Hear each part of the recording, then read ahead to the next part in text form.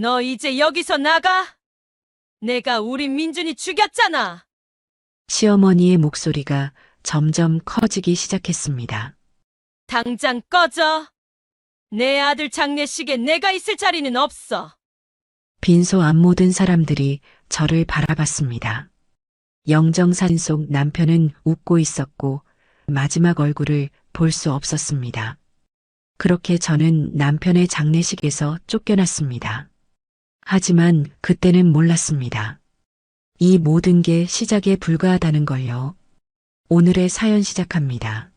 무료로 하실 수 있는 구독 버튼과 좋아요를 눌러주시면 매일 감동적인 사연으로 찾아오겠습니다.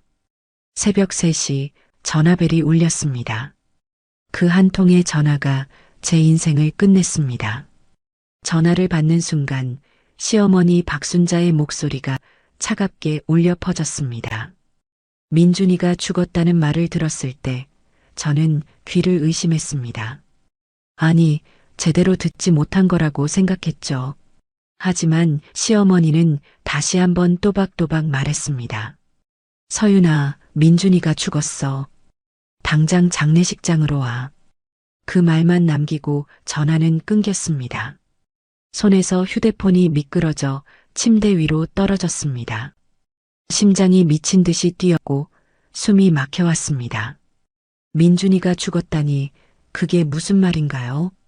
어제까지만 해도 멀쩡했던 사람이 어떻게 하루아침에 세상을 떠날 수 있단 말입니까? 손이 덜덜 떨렸지만 저는 황급히 옷을 걸쳤습니다. 머릿속이 하얗게 비어버렸고 아무 생각도 들지 않았습니다. 그저 빨리 가야 한다는 생각뿐이었죠.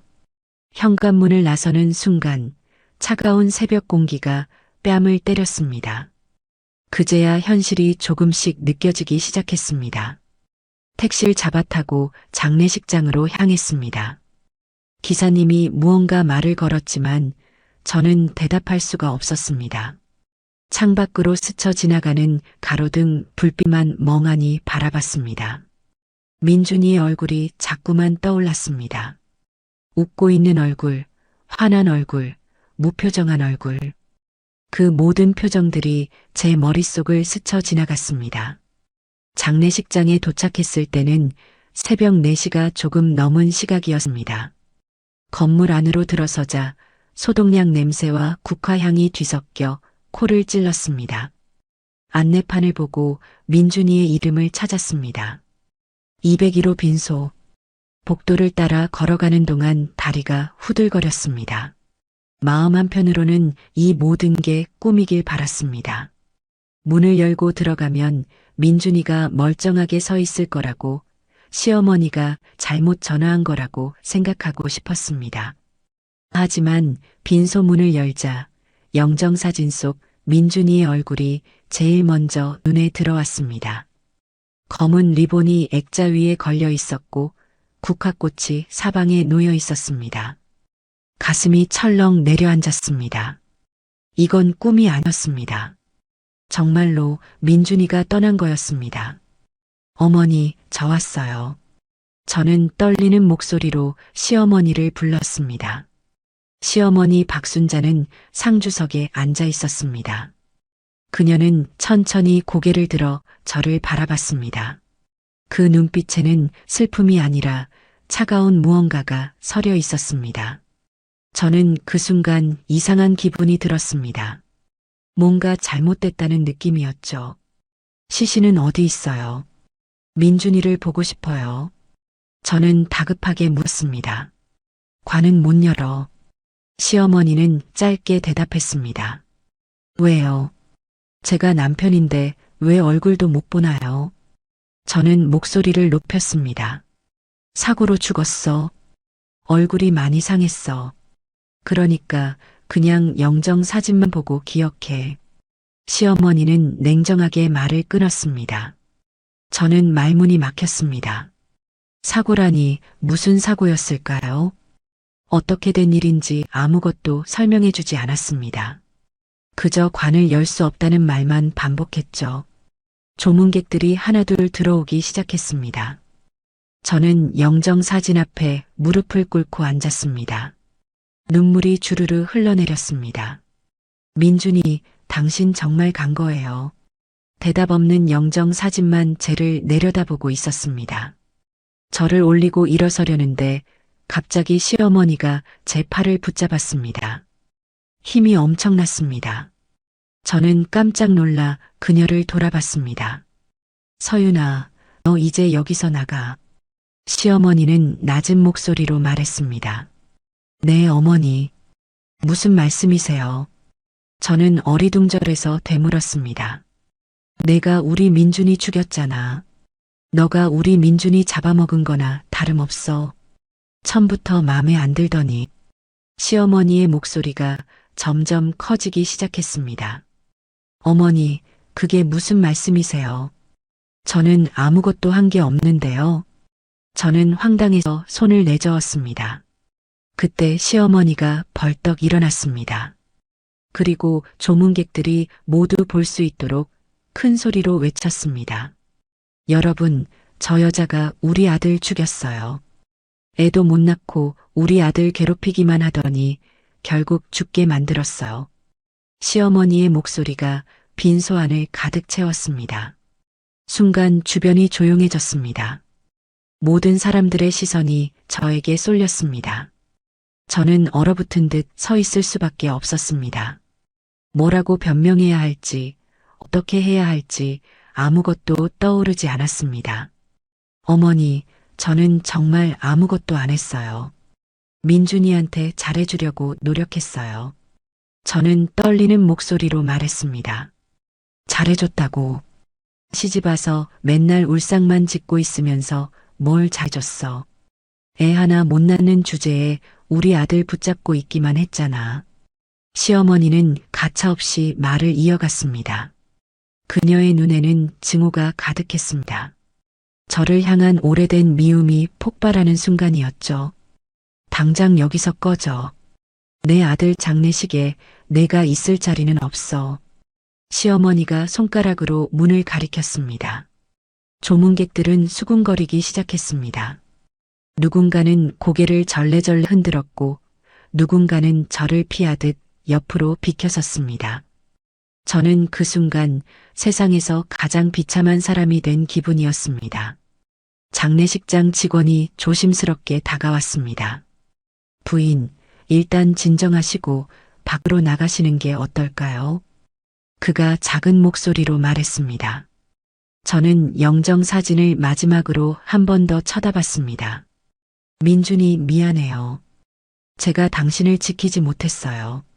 마음속으로 작별 인사를 했습니다. 비틀거리며 빈소를 나왔습니다.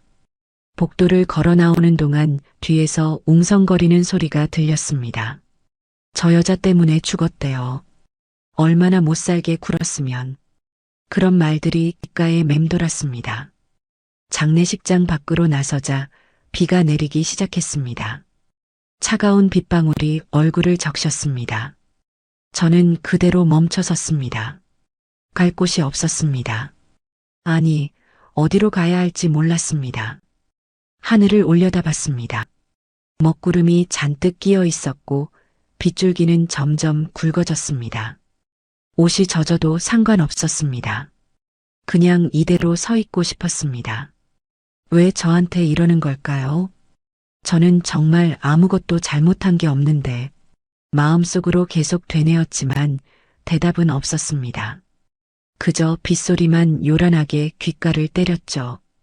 주변 사람들이 우산을 쓰고 지나갔습니다.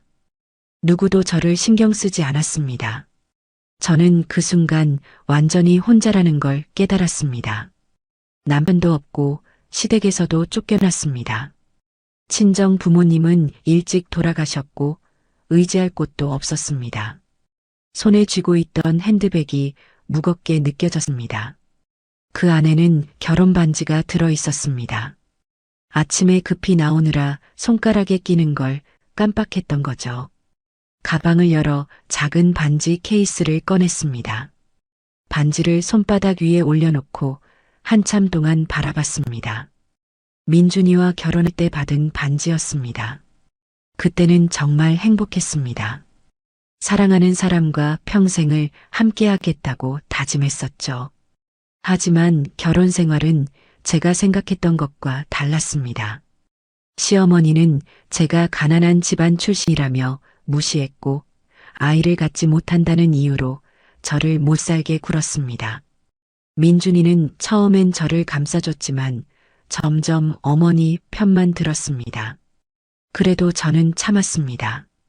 언젠가는 좋아질 거라고, 노력하면 인정받을 수 있을 거라고 믿었습니다. 하지만 결국 이렇게 됐습니다. 남편이 죽었고 저는 장례식장에서 쫓겨났습니다. 빗물이 손바닥 위에 반지를 적셨습니다.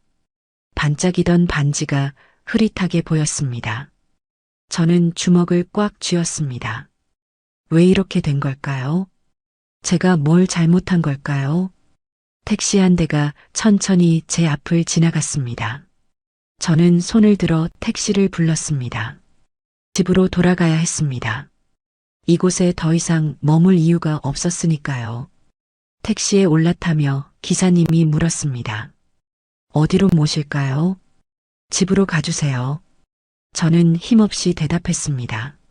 창밖으로 장례식장 건물이 점점 멀어졌습니다. 저는 그 건물을 마지막으로 바라봤습니다. 민준이, 안녕히 가세요. 마음속으로 작별 인사를 했습니다. 집에 도착했을 때는 새벽 6시가 넘어 있었습니다. 빗속을 걸어 현관문을 열고 들어갔습니다. 텅 빈 집안이 너무나 조용했습니다. 민준이의 흔적들이 여기저기 남아 있었습니다. 소파에 놓인 신문, 식탁 위에 머그잔, 현관에 놓인 구두. 저는 거실 소파에 주저앉았습니다. 온몸이 젖어 있었지만 옷을 갈아입을 기력도 없었습니다. 그저 멍하니 앞을 바라봤습니다. 도대체 무슨 일이 벌어진 걸까요? 민준이는 정말 사고로 죽은 걸까요? 왜 관을 열어볼 수 없다고 했을까요?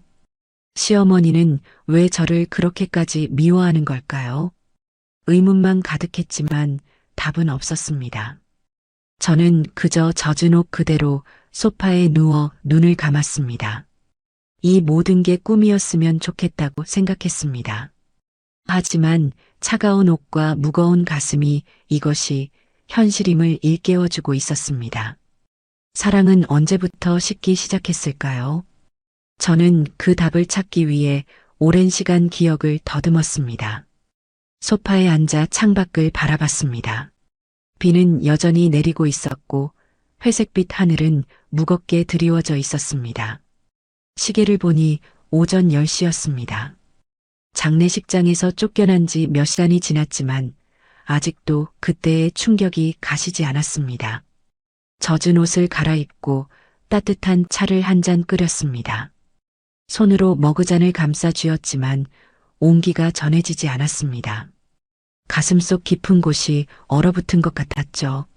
식탁 모서리에 민준이의 시계가 놓여 있었습니다.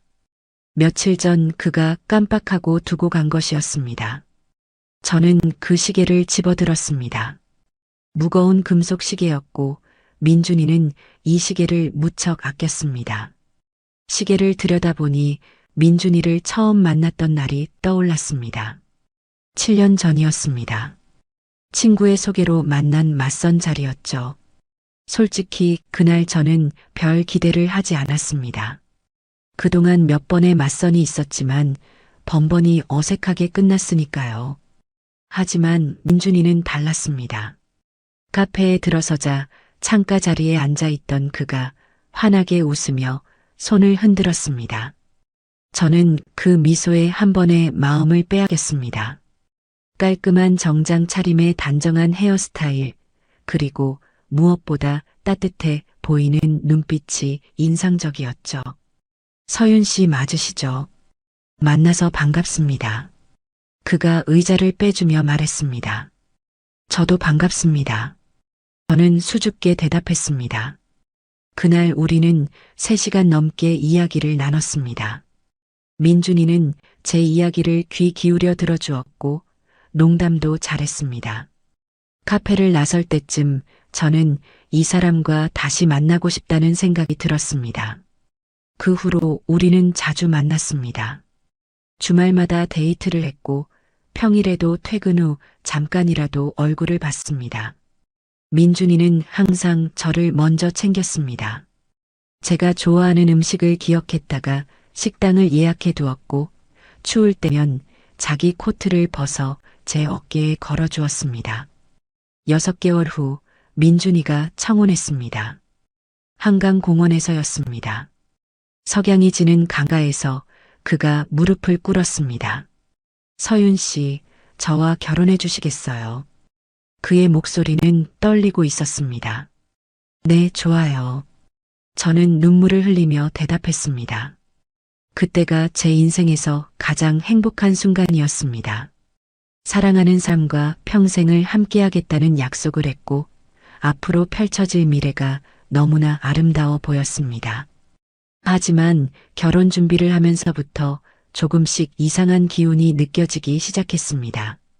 시댁에 처음 인사를 갔을 때 시어머니 박순자는 저를 위아래로 훑어봤습니다.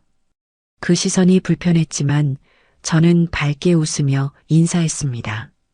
어머님 만나 뵙게 되어 영광입니다. 저는 정중하게 말했습니다. 그래, 들어와.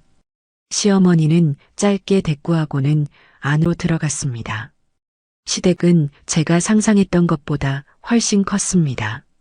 강남의 대형 아파트였고 인테리어도 고급스러웠습니다. 거실에 놓인 가구들은 하나하나가 비싸 보였고 벽에 걸린 그림들도 예사롭지 않았습니다. 저는 그때 처음으로 민준이 집안이 정말 부유하다는 걸 실감했습니다. 민준이는 데이트할 때 자기 집안 이야기를 별로 하지 않았거든요. 그저 평범한 회사원이라고만 했죠. 하지만 알고 보니 그의 아버지는 중견기업 회장이었고 민준이는 외아들이었습니다. 식사를 하는 동안 시어머니는 계속 저에게 질문을 했습니다. 부모님은 뭐 하시는지, 어느 대학을 나왔는지, 형제는 몇인지. 저는 솔직하게 대답했습니다. 아버지는 일찍 돌아가셨고 어머니도 몇 년 전에 병으로 세상을 떠났다고, 형제도 없이 혼자라고 말했습니다. 그러니까 친정 식구가 아무도 없다는 거네. 시어머니가 날카롭게 말했습니다. 네, 그렇습니다. 저는 고개를 숙였습니다. 시어머니는 더 이상 아무 말도 하지 않았습니다. 하지만 그 침묵 속에서 저는 불편함을 느꼈습니다. 뭔가 마음에 들지 않는다는 걸 알 수 있었죠. 민준이는 제 손을 잡으며 괜찮다고 속삭였습니다. 어머니가 좀 까다로우신 편이지만 시간이 지나면 괜찮아질 거라고 했습니다. 저는 그 말을 믿었습니다. 결혼식은 성대하게 치러졌습니다. 시댁에서 모든 걸 준비했고 저는 그저 드레스를 입고 식장에 서 있기만 하면 됐습니다. 하지만 그날도 시어머니는 저를 못마땅하게 쳐다봤습니다. 신부 화장이 너무 진하다느니, 드레스핏이 안 맞는다느니 계속 뭔가를 지적했습니다. 민준이는 어머니를 달랬습니다. 어머니, 오늘은 서윤이가 가장 예쁜 날이에요. 그렇게 말하는 그에게 고마웠지만 동시에 마음 한편이 불편했습니다. 신혼집은 시댁 근처 아파트였습니다. 시어머니가 직접 골라준 곳이었죠. 저는 감사한 마음으로 이사를 했습니다. 하지만 신혼생활이 시작되자 시어머니는 거의 매일 집에 들렀습니다. 냉장고를 열어보더니 음식이 없다고 했고 거실 정리가 안 돼 있다고 지적했습니다. 며느리가 살림을 이렇게 하면 어떡하냐며 한숨을 쉬었죠. 저는 최선을 다해 집안일을 했지만 시어머니의 기준을 맞추기는 어려웠습니다. 민준이는 처음엔 저를 감싸줬습니다. 어머니, 서윤이도 열심히 하고 있어요. 너무 심하게 말씀하지 마세요. 그가 저를 대신해 말해줄 때마다 저는 안심했습니다. 하지만 결혼 1년이 지나면서 상황이 달라지기 시작했습니다. 아이가 생기지 않았기 때문입니다. 시어머니는 결혼한 지 6개월쯤 됐을 때부터 계속 물었습니다. 아기 소식은 언제쯤 들려줄 거냐고, 혹시 어디 문제가 있는 거 아니냐고 말입니다. 저는 아직 준비가 안 됐다고 둘러댔지만 사실 저희는 계속 노력하고 있었습니다. 병원에도 갔습니다. 검사 결과 제게 특별한 문제는 없었습니다. 민준이도 마찬가지였죠. 의사 선생님은 스트레스를 덜 받고 편안한 마음을 가지라고 조언했습니다. 하지만 시어머니는 그 말을 믿지 않았습니다. 분명 며느리 쪽에 문제가 있을 거라고 단정 지었죠. 그리고 민준이에게 계속 이야기했습니다. 아이도 못 낳는 여자와 평생 살 거냐고, 차라리 이혼하고 다른 사람을 만나라고 말입니다. 민준이는 처음엔 어머니를 말렸습니다. 어머니, 그런 말씀하지 마세요. 서윤이는 제 아내예요. 그가 단호하게 말했습니다. 하지만 시간이 지나면서 민준이의 태도도 조금씩 변했습니다. 퇴근 후 집에 늦게 들어오기 시작했고 저와 대화도 줄어들었습니다. 주말에는 친구들을 만난다며 자주 외출했죠. 저는 외로웠습니다. 남편은 점점 멀어졌고 시어머니는 계속 저를 괴롭혔습니다. 어느 날 시어머니가 집에 와서 말했습니다. 서윤아, 너 언제까지 우리 아들 발목 잡고 있을 거야? 아이도 못 낳으면서 뭐 하는 거니? 시어머니의 목소리는 차갑고 날카로웠습니다. 어머니, 저도 노력하고 있어요. 저는 떨리는 목소리로 대답했습니다. 노력한다고 되는 게 아니야. 능력이 없으면 자리를 비켜줘야지. 시어머니는 가차없이 말했습니다. 그날 밤 저는 민준이에게 말했습니다. 당신 어머니가 나한테 너무 심하게 대하셔요. 조금만 도와주면 안 될까요? 저는 눈물을 참으며 말했습니다. 민준이는 한숨을 쉬었습니다. 서윤아, 어머니도 손주가 보고 싶으신 거잖아. 이해 좀 해줘. 그는 피곤한 듯 눈을 감았습니다. 그 순간 저는 민준이도 저를 짐스러워한다는 걸 느꼈습니다. 더 이상 저를 감싸주지 않았고 시어머니 편만 들었습니다. 결혼 3년째 되던 해 상황은 더욱 악화됐습니다. 시어머니는 이혼을 직접적으로 요구하기 시작했습니다. 민준이에게 변호사를 소개해 주겠다고 했고 위자료는 넉넉하게 주겠다고 말했습니다. 저는 견딜 수 없었습니다. 민준이에게 매달렸습니다. 당신, 나 사랑하지 않아요. 우리 헤어지면 안 돼요. 저는 울면서 말했습니다. 민준이는 대답하지 않았습니다. 그저 저를 밀어내고 방을 나갔습니다. 그날 이후로 그는 거의 집에 들어오지 않았습니다. 회사 일이 바쁘다는 핑계였지만 저는 알고 있었습니다. 저를 피하고 있다는 걸요. 그렇게 5년이 흘렀습니다. 저는 그 시간 동안 혼자 버텼습니다. 아이를 가지려고 계속 노력했고 시어머니의 구박도 참았습니다. 민준이가 언젠가는 다시 저를 사랑해 줄 거라고, 우리가 예전처럼 행복해질 수 있을 거라고 믿었습니다. 하지만 그건 제 착각이었습니다. 민준이는 이미 마음이 떠나 있었고 시어머니는 절대 저를 인정하지 않았습니다. 저는 그저 집안에서 쓸모없는 사람으로 취급받았죠. 그리고 며칠 전 민준이가 마지막으로 집에 들른 날이 있었습니다. 그날 그는 말했습니다. 서윤아, 미안해. 더 이상은 안 될 것 같다. 그의 목소리는 무거웠습니다. 무슨 말이에요? 저는 가슴이 철렁 내려앉으며 물었습니다. 우리 이혼하자. 민준이는 짧게 말했습니다. 당신 왜 갑자기 이러는 거예요? 제가 뭘 잘못했어요? 저는 울음을 터뜨렸습니다. 잘못한 게 아니야. 그냥 더 이상 안 되는 거야. 민준이는 고개를 돌렸습니다. 그리고 그는 집을 나갔습니다. 그게 마지막이었습니다. 그 후로 민준이와 연락이 끊겼고 며칠 뒤 사망 통보를 받았습니다. 저는 머그잔을 내려놓고 식탁에 엎드렸습니다. 눈물이 주르르 흘러내렸습니다. 모든 기억이 파노라마처럼 스쳐 지나갔습니다. 행복했던 순간들, 힘들었던 시간들, 그리고 마지막 이별.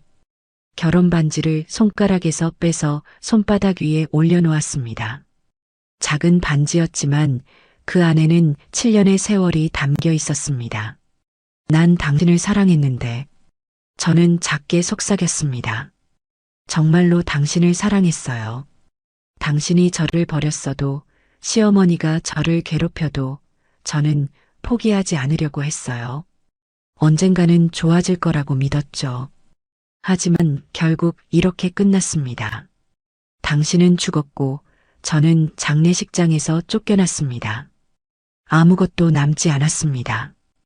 반지를 꽉 쥐었습니다. 손바닥에 반지의 날카로운 면이 박혔지만 아프지 않았습니다. 가슴속 통증이 훨씬 더 컸으니까요. 창밖은 여전히 흐렸습니다.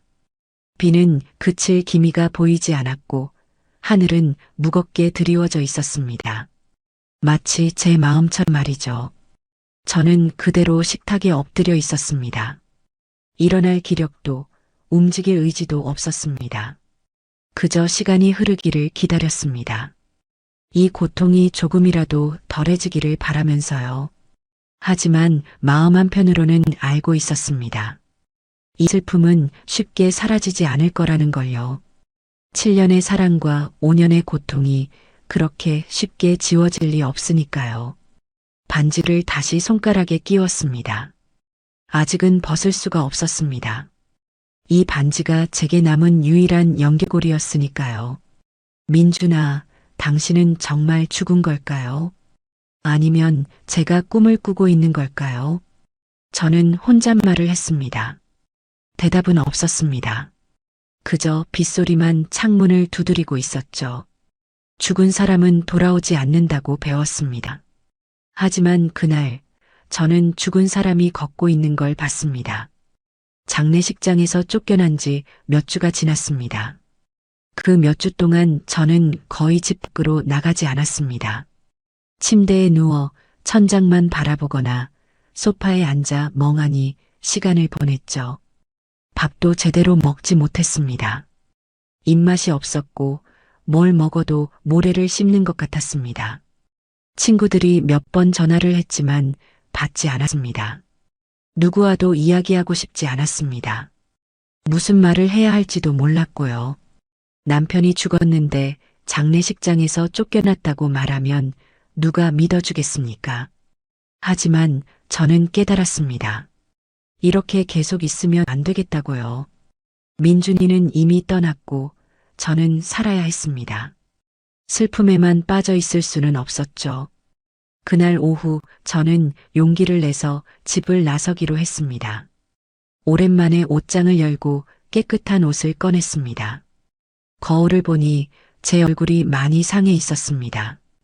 눈 밑에는 다크서클이 짙게 깔려 있었고 뺨은 푹 꺼져 있었습니다. 간단하게 화장을 하고 외출 준비를 했습니다. 가방을 메고 현관문을 열려는데 손이 떨렸습니다. 괜찮아. 그냥 잠깐 나갔다 오는 거야. 스스로에게 말했습니다. 밖으로 나서자 따뜻한 햇살이 얼굴을 비쳤습니다. 일주일 만에 느끼는 햇빛이었습니다. 눈이 부셨지만 기분이 조금 나아지는 것 같았습니다. 동네 서점에 가기로 했습니다. 책을 보면 기분이 좀 나아질까 싶었습니다. 예전에 힘들 때마다 책을 읽으면 위로를 받곤 했거든요. 서점으로 가는 길에 작은 카페가 있었습니다. 평소 민준이와 자주 들르던 곳이었죠. 아메리카노를 한 잔 사서 가면 좋겠다는 생각이 들었습니다. 카페 문을 열고 들어갔습니다. 익숙한 커피 향이 코끝을 스쳤습니다. 카운터에서 아메리카노를 주문했고 몇 분 후 따뜻한 종이컵을 받았습니다. 고맙습니다. 저는 작게 인사하고 카페를 나섰습니다. 종이컵을 두 손으로 감싸 쥐었습니다. 따뜻한 온기가 손바닥에 전해졌습니다. 오랜만에 느끼는 작은 행복이었습니다. 서점으로 향하는 길을 걸으며 주변을 둘러봤습니다. 사람들은 평범하게 일상을 살아가고 있었습니다. 누군가는 웃으며 전화 통화를 하고 있었고, 누군가는 강아지를 산책시키고 있었습니다. 세상은 여전히 돌아가고 있었습니다. 제 인생이 무너졌어도 다른 사람들의 삶은 계속되고 있었죠. 횡단보도 신호를 기다리며 서 있었습니다. 신호등이 빨간불에서 초록불로 바뀌었고 사람들이 길을 건너기 시작했습니다. 저도 걸음을 옮기려는 순간이었습니다. 맞은편에서 두 사람이 걸어오고 있었습니다. 처음에는 그냥 평범한 커플인 줄 알았습니다. 남자는 키가 크고 정장을 입고 있었고 여자는 원피스를 입고 배를 살짝 내밀고 있었습니다. 하지만 가까이 다가올수록 뭔가 이상했습니다. 남자의 걸음걸이가 익숙했습니다. 어깨를 살짝 흔들며 걷는 모습, 왼손을 주머니에 넣는 습관, 그리고 그 뒷모습, 심장이 쿵하고 멎는 것 같았습니다. 남자가 고개를 돌려 여자에게 뭔가 말을 했습니다. 그 순간 얼굴이 보였습니다. 민준이었습니다. 세상이 멈춘 것 같았습니다. 주변 소리가 다 사라졌고 시간이 느리게 흘러가는 것 같았습니다. 저는 눈을 크게 떴습니다. 아니, 이건 착각이야. 내가 잘못 본 거야. 스스로에게 말했습니다. 하지만 남자는 분명 민준이었습니다.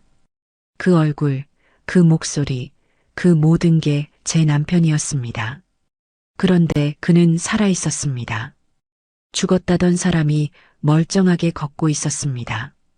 옆에 있는 여자를 봤습니다. 20대 후반쯤 되어 보이는 예쁜 여자였습니다. 긴 생머리에 화사한 화장, 그리고 배가 불러 있었습니다. 임신을 한 것 같았습니다. 민준이는 그 여자를 다정하게 바라보며 웃고 있었습니다. 여자도 행복한 표정으로 민준이의 팔을 잡고 있었습니다. 두 사람은 제 앞을 지나쳐 걸어갔습니다. 저는 그 자리에 얼어붙은 듯 서 있었습니다. 숨을 쉴 수가 없었습니다. 머릿속이 하얗게 비어버렸습니다. 이게 뭐지? 이게 대체 무슨 일이지? 생각이 멈췄습니다. 손에 쥐고 있던 종이컵이 미끄러졌습니다. 컵이 바닥으로 떨어지면서 뚜껑이 열렸고 커피가 쏟아져 나왔습니다. 검은 액체가 인도 위로 퍼져나갔습니다. 컵이 바닥에 떨어지는 소리가 크게 들렸지만 민준이는 돌아보지 않았습니다. 그냥 여자와 함께 계속 걸어갔습니다. 저는 그들의 뒷모습을 멍하니 바라봤습니다. 민준이의 어깨, 여자의 머리, 그리고 그들이 잡고 있는 손, 다리에 힘이 풀렸습니다. 주저앉을 것 같았지만 간신히 버텼습니다. 저건 민준이가 아니야. 닮은 사람일 거야. 스스로를 설득하려고 했습니다. 하지만 마음 깊은 곳에서는 알고 있었습니다. 저 사람은 분명 민준이라는 걸요. 7년을 함께 산 남편을 제가 모를 리 없었습니다. 주변 사람들이 저를 쳐다봤습니다. 바닥에 쏟아진 커피를 보며 혀를 찼습니다. 하지만 저는 신경 쓸 여유가 없었습니다. 민준이와 여자는 점점 멀어져 갔습니다. 모퉁이를 돌아 사라지려고 했습니다. 저는 본능적으로 그들을 따라가려고 했습니다. 한 발, 두 발 걸음을 옮겼습니다. 하지만 다리가 말을 듣지 않았습니다. 후들거리는 다리로는 제대로 걸을 수가 없었습니다. 결국 가로수 옆에 기대어 섰습니다. 거친 숨을 몰아쉬었습니다. 심장이 미친 듯이 뛰었고 온몸이 땀으로 젖었습니다. 이게 꿈인가? 저는 뺨을 꼬집어 봤습니다. 아팠습니다. 꿈이 아니었습니다. 그럼 내가 미친 건가? 슬픔 때문에 환각을 보는 건가? 머릿속이 혼란스러웠습니다. 하지만 아무리 생각해도 방금 본 건 진짜였습니다. 민준이는 죽지 않았습니다. 살아 있었습니다. 그리고 다른 여자와 함께 있었습니다. 임신한 여자와 말이죠. 무릎이 꺾였습니다. 저는 그대로 가로수 아래 주저앉았습니다. 손으로 얼굴을 감쌌습니다. 왜 이러는 거죠? 저는 작게 중얼거렸습니다. 장례식은 뭐였나요? 시어머니가 저를 쫓아낸 이유는 뭐였나요? 관을 열 수 없다던 말은 뭐였나요? 모든 게 거짓말이었던 건가요? 가슴 속에서 뭔가 터져 나오는 것 같았습니다. 분노였을까요? 슬픔이었을까요? 아니면 배신감이었을까요? 알 수 없었습니다. 여러 감정이 뒤섞여 제 마음을 짓눌렀습니다. 민준아, 당신 왜 이래요? 왜 나한테 이러는 거예요? 저는 울먹이며 혼잣말을 했습니다. 지나가던 사람이 저를 걱정스럽게 쳐다봤습니다. 괜찮으세요? 누군가 물었습니다. 괜찮아요. 저는 고개를 저으며 대답했습니다. 하지만 괜찮을 리 없었습니다. 제 세상이 다시 한번 무너지고 있었습니다. 얼마나 그렇게 앉아 있었을까요? 해가 기울기 시작했고 거리에는 퇴근하는 사람들로 붐비기 시작했습니다. 저는 천천히 일어났습니다. 다리가 후들거렸지만 걸을 수는 있었습니다. 집으로 돌아가야 했습니다. 서점에 갈 생각은 사라졌습니다. 책을 읽을 마음의 여유 같은 건 없었습니다. 그저 집에 가서 혼자 있고 싶었습니다. 택시를 잡아 타고 집으로 향했습니다. 창밖 풍경이 빠르게 스쳐 지나갔지만 아무것도 눈에 들어오지 않았습니다. 머릿속에는 민준이와 그 여자의 모습만 가득했습니다. 집에 도착해 현관문을 열고 들어갔습니다. 어두운 집 안에서 불을 켜지 않고 그대로 소파에 앉았습니다. 민준이는 살아 있었습니다. 죽지 않았습니다. 그리고 다른 여자와 함께 있었습니다. 그럼 장례식은 뭐였을까요? 영정사진은요? 빈소에 놓인 관은요? 모든 게 연극이었던 건가요? 저를 속이기 위한 계획이었던 건가요? 시어머니의 말이 떠올랐습니다. 내가 우리 아들 죽였어. 당장 꺼져. 이제 그 말의 의미를 알 것 같았습니다.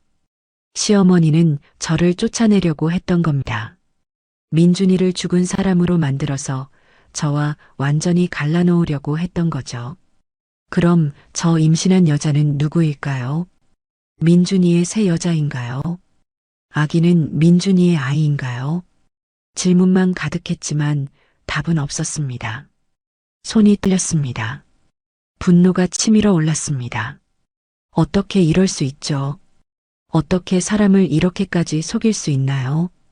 휴대폰을 꺼내 민준이에게 전화를 걸어봤습니다. 하지만 전화는 연결되지 않았습니다. 이미 번호를 바꾼 것 같았습니다. 시어머니에게도 전화를 걸었습니다. 벨이 울렸지만 받지 않았습니다. 한 번, 두 번, 세 번. 계속 전화했지만 소용없었습니다. 저는 휴대폰을 소파 위에 던졌습니다. 무력감이 밀려왔습니다. 창밖을 바라봤습니다. 해가 지고 있었습니다. 붉은 노을이 하늘을 물들이고 있었지만 그 아름다움이 제게는 아무 의미가 없었습니다. 민준이는 살아 있었습니다. 하지만 제 곁에는 없었습니다. 다른 여자와 새로운 삶을 시작하려고 하고 있었습니다. 그리고 저는 버려진 겁니다. 죽은 사람 취급을 당하면서 말이죠. 눈물이 흘러내렸습니다. 이번엔 슬픔이 아니었습니다. 분노였습니다. 배신감이었습니다. 억울함이었습니다. 어떻게 이럴 수 있어요? 저는 중얼거렸습니다. 어떻게 사람을 이렇게 버릴 수 있죠? 대답은 없었습니다. 어두워지는 집 안에서 저는 혼자 울었습니다. 하지만 눈물 속에서 한 가지 깨달았습니다. 이제 더 이상 슬퍼만 하고 있을 수는 없다는 걸요. 진실을 알아야 했습니다. 왜 이런 일이 벌어진 건지, 저 여자는 누구인지, 그리고 민준이와 시어머니가 무슨 계획을 꾸민 건지. 저는 눈물을 닦았습니다. 손이 떨렸지만 주먹을 꽉 쥐었습니다. 내일 시댁에 가야겠다고 결심했습니다. 더 이상 도망칠 수 없었습니다. 진실을 마주해야 했습니다. 왜 저에게 그런 거예요? 그 질문 하나를 들고 저는 시댁 문을 두드렸습니다. 밤새 잠을 이루지 못했습니다. 민준이가 살아있다는 사실이 머릿속을 떠나지 않았습니다. 눈을 감으면 그와 임신한 여자가 함께 걷는 모습이 떠올랐습니다. 행복해 보이는 그들의 얼굴이 계속 눈앞에 아른거렸죠. 새벽 5시쯤 되자 더 이상 참을 수가 없었습니다. 침대에서 벌떡 일어나 옷을 갈아입었습니다. 시댁에 가야 했습니다. 시어머니를 만나서 진실을 들어야 했습니다. 아침 8시 시댁 아파트 앞에 도착했습니다. 익숙한 건물이었습니다. 결혼 후 수없이 드나들었던 곳이었죠. 하지만 오늘은 다른 느낌이었습니다. 무겁고 차갑게 느껴졌습니다.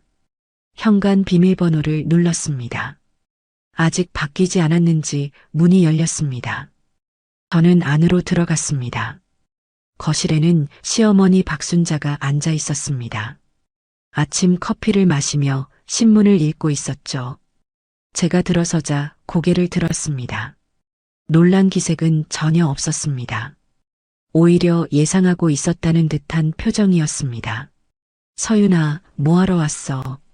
시어머니는 차갑게 물었습니다. 어머니, 민준이가 살아있던데요. 저는 떨리는 목소리로 말했습니다. 시어머니는 커피잔을 천천히 내려놓았습니다. 그리고 저를 똑바로 쳐다봤습니다. 그 눈빛에는 감정이 없었습니다. 그래서 시어머니는 짧게 대꾸했습니다. 그래서요. 어머니, 민준이는 죽지 않았잖아요. 장례식은 뭐였어요? 저는 목소리를 높였습니다. 시어머니는 한숨을 쉬며 자리에서 일어났습니다. 창가로 걸어가더니 팔짱을 끼고 말했습니다. 너를 떼어놓으려고 한 거지. 시어머니는 아무렇지 않게 말했습니다. 떼어놓으려고요. 무슨 말씀이세요? 저는 믿을 수 없다는 표정으로 물었습니다. 민준이가 새 여자를 만났어. 아기도 생겼고. 그래서 너랑 헤어지려고 하는데 내가 끝까지 안 놓아주잖아. 시어머니는 차분하게 설명했습니다. 가슴이 철렁 내려앉았습니다. 제가 예상했던 대로였습니다. 하지만 직접 듣는 건 달랐습니다. 숨이 막혀왔습니다. 그래서 가짜 장례식을 하신 거예요. 저를 쫓아내려고요. 저는 힘없이 물었습니다. 그래. 그게 제일 빠른 방법이었어. 법적으로 이혼하려면 시간이 걸리고 복잡하잖아. 그냥 너를 죽은 사람 아내로 만들어버리면 가능하지. 시어머니는 마치 날씨 이야기하듯 담담하게 말했습니다. 저는 말문이 막혔습니다. 어떻게 사람을 이렇게 대할 수 있을까요? 어떻게 이런 계획을 세울 수 있을까요? 어머니, 저는 5년 동안 이 집 며느리로 살았어요. 힘들어도 참았고 무시당해도 견뎠어요. 그런데 어떻게 이럴 수 있으세요? 저는 울먹이며 말했습니다. 그러게, 5년이나 있었는데 뭘 했어? 시어머니는 비웃듯 말했습니다. 뭘 했냐고요?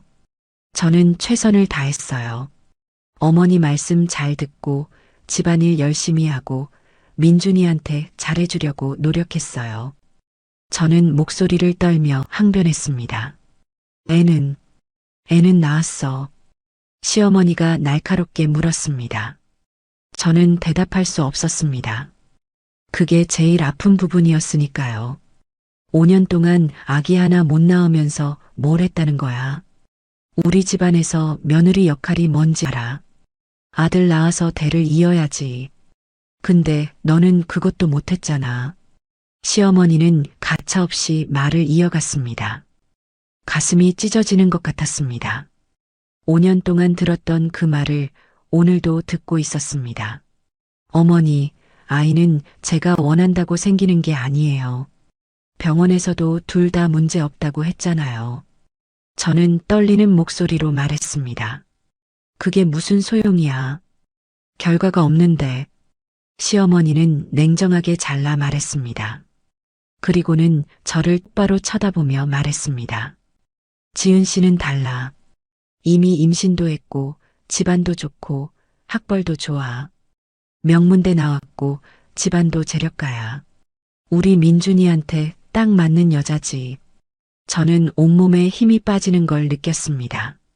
시어머니는 이미 다 계획해 놓고 있었습니다. 새 며느리까지 정해놓고 말이죠. 그래서 저를 쫓아낸 거예요. 저는 힘없이 물었습니다. 당연하지. 너 같은 애는 우리 집안에 필요 없어.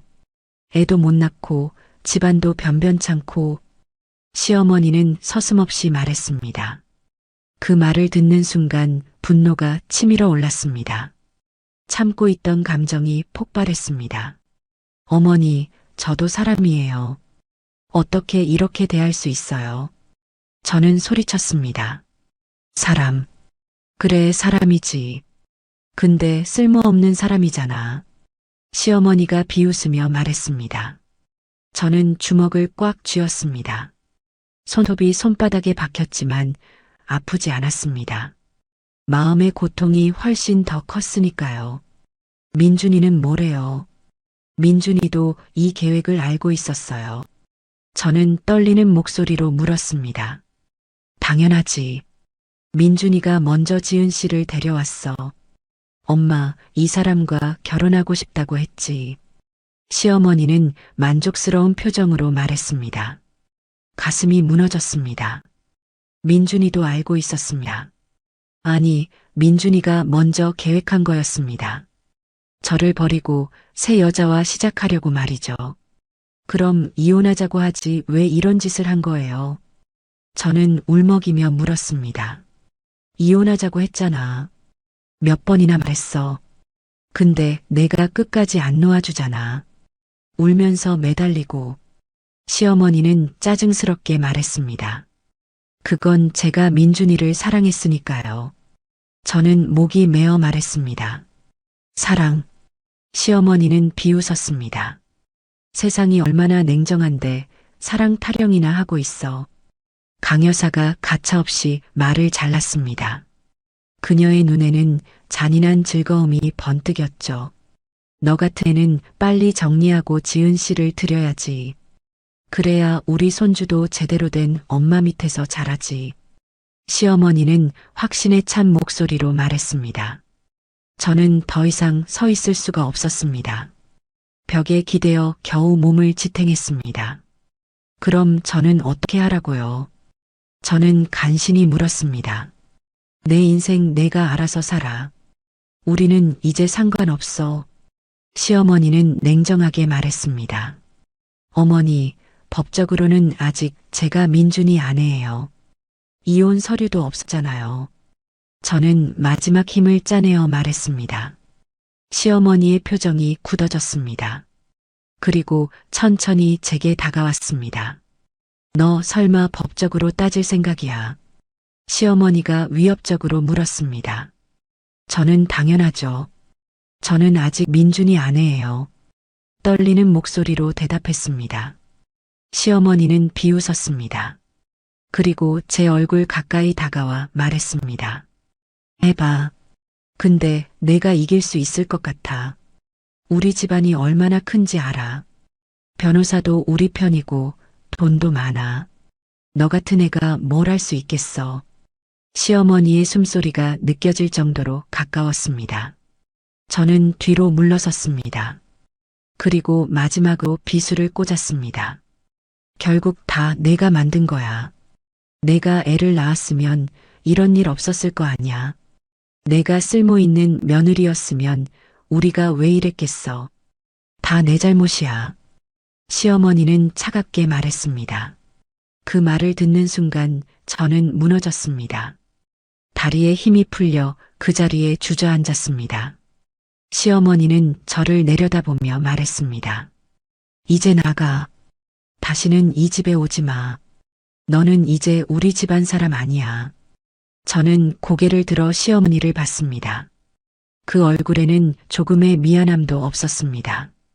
그저 귀찮은 것을 치워버렸다는 표정이었죠. 천천히 일어났습니다. 비틀거렸지만 겨우 중심을 잡았습니다. 알겠습니다. 저는 작게 말했습니다.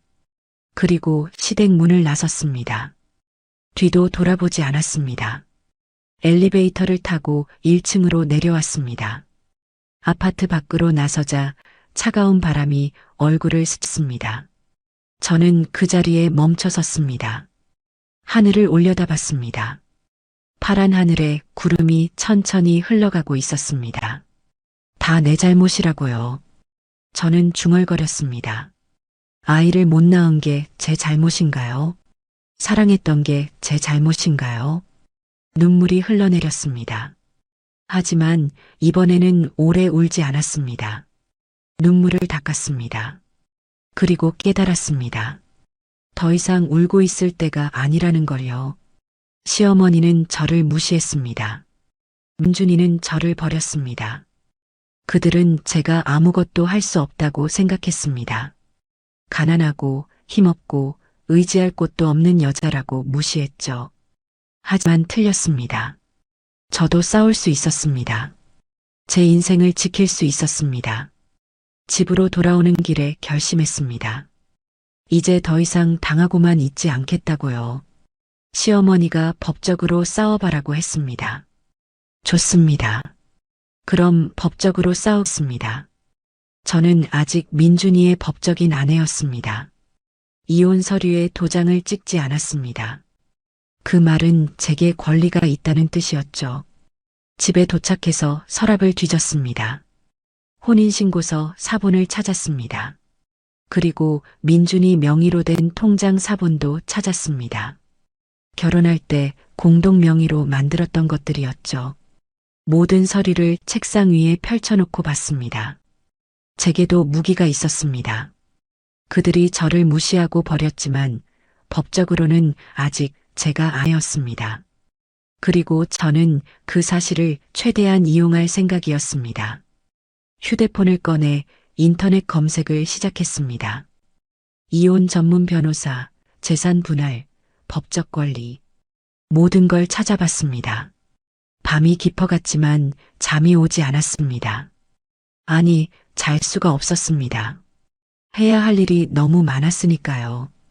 창밖을 봤습니다. 도시의 불빛이 반짝이고 있었습니다.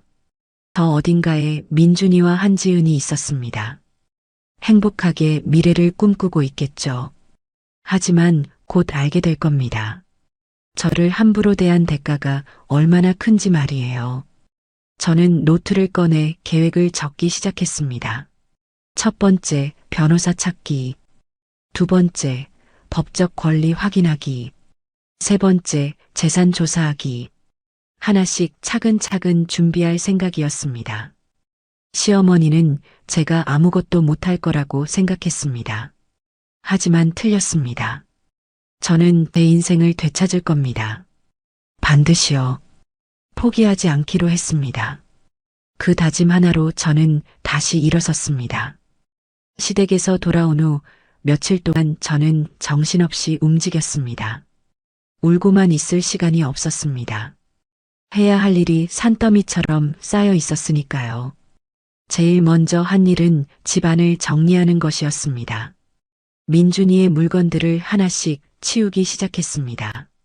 옷장에 걸린 옷들, 책상 위의 서류들, 신발장의 구두들, 모든 걸 박스에 담았습니다.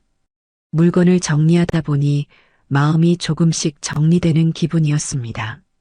과거를 정리하고 새로운 시작을 준비하는 느낌이었죠. 서재 구석에 오래된 박스 하나가 있었습니다. 결혼할 때 친정에서 가져온 짐이었는데 한 번도 열어보지 않았습니다. 너무 아팠기 때문이었죠. 부모님이 일찍 돌아가신 후 그 박스를 볼 때마다 슬펐습니다. 하지만 이제는 열어봐야 할 것 같았습니다. 혹시 필요한 서류가 있을지도 모른다는 생각이 들었습니다. 박스를 꺼내 거실로 옮겼습니다. 먼지가 수북이 쌓여 있었습니다. 손으로 먼지를 털어내고 박스를 열었습니다. 안에는 아버지의 물건들이 가득했습니다. 오래된 사진첩, 일기장, 그리고 서류 봉투들, 사진을 한 장씩 넘겨봤습니다. 젊은 시절의 아버지와 어머니, 그리고 어린 저의 모습이 담겨 있었습니다.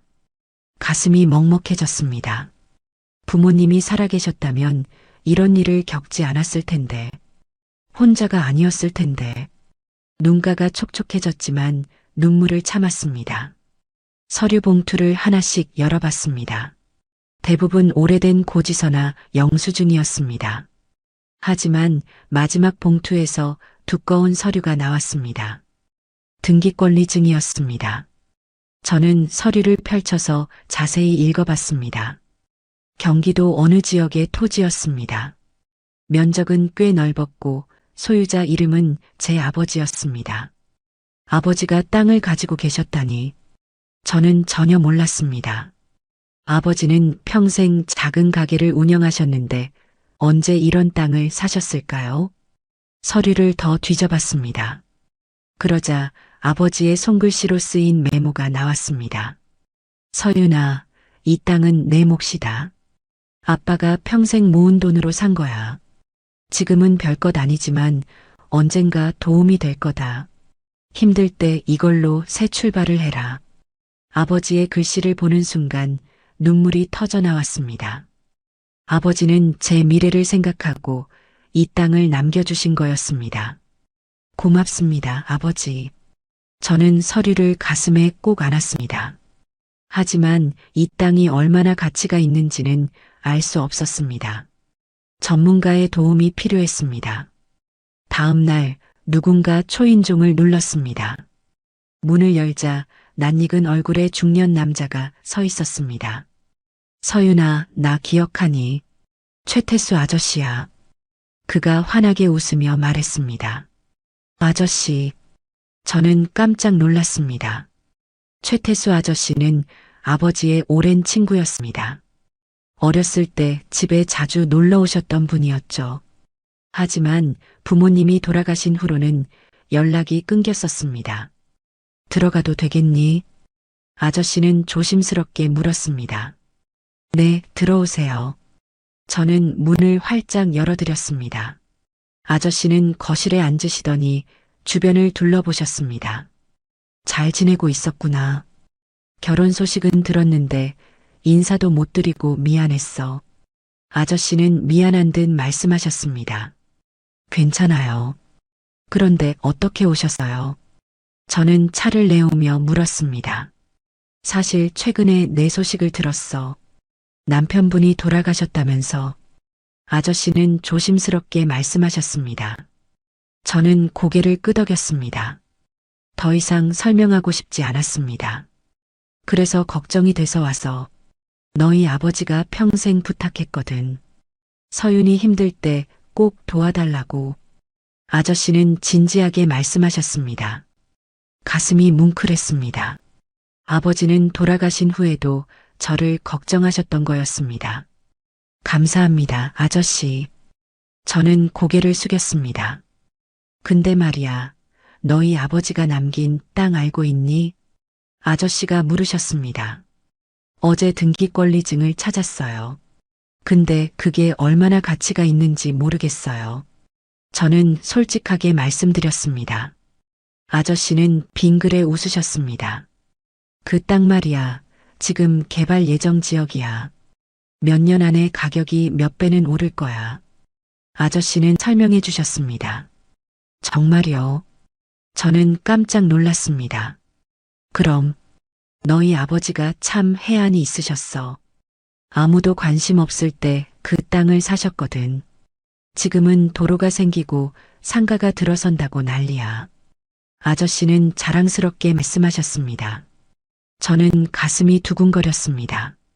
그럼 이 땅을 팔면 목돈이 생긴다는 뜻이었습니다. 아저씨, 저 지금 돈이 필요해요. 이 땅을 팔 수 있을까요? 저는 급하게 물었습니다. 물론이지. 내가 토지중개소를 하잖아. 좋은 가격에 팔아줄게. 아저씨는 흔쾌히 대답하셨습니다. 정말 감사합니다. 저는 눈물이 날 것 같았습니다. 아저씨는 제 손을 꽉 잡으시며 말씀하셨습니다. 서윤아, 힘들지. 근데 포기하지 마. 너희 아버지가 이 땅을 남긴 이유가 있어. 내가 다시 일어설 수 있도록 말이야. 네, 아저씨. 꼭 다시 일어서겠습니다. 저는 단호하게 대답했습니다. 아저씨가 돌아가신 후 저는 힘이 났습니다. 친정 아버지가 남겨주신 선물 덕분에 희망이 생겼습니다. 다음으로 할 일은 변호사를 찾는 것이었습니다. 인터넷으로 이혼 전문 변호사를 검색했고 평이 좋은 몇 군데에 전화를 걸었습니다. 그중 정현우 변호사 사무실과 상담 약속을 잡았습니다. 경력도 오래됐고 리뷰도 좋았습니다. 상담 당일 저는 일찍 준비해서 사무실로 향했습니다. 강남에 있는 큰 빌딩이었습니다. 엘리베이터를 타고 15층으로 올라갔습니다. 사무실 문을 열고 들어가자 깔끔한 인테리어가 눈에 들어왔습니다. 리셉션 직원이 친절하게 맞아줬습니다. 서윤 씨 맞으시죠? 변호사님이 기다리고 계세요. 직원이 안내해줬습니다. 정현우 변호사는 40대 중반쯤 되어 보이는 남자였습니다. 깔끔한 정장에 안경을 쓰고 있었고 날카로운 인상이었습니다. 앉으세요. 변호사님이 의자를 가리켰습니다. 저는 긴장한 채로 앉았습니다. 오늘 어떤 일로 오셨나요? 변호사님이 물었습니다. 저는 숨을 깊게 들이쉬고 이야기를 시작했습니다. 민준이와의 결혼, 시댁의 무시, 가짜 장례식, 그리고 민준이가 살아있다는 사실. 모든 걸 솔직하게 말씀드렸습니다. 변호사님은 진지하게 듣고 계셨습니다. 가끔 메모를 하기도 하셨죠. 이야기를 다 듣고 나서 변호사님이 말씀하셨습니다. 서윤 씨, 법적으로는 아직 부인이 남편의 아내입니다. 이혼 서류에 서명하지 않으셨으니까요. 네, 그래서 왔습니다. 저는 고개를 끄덕였습니다.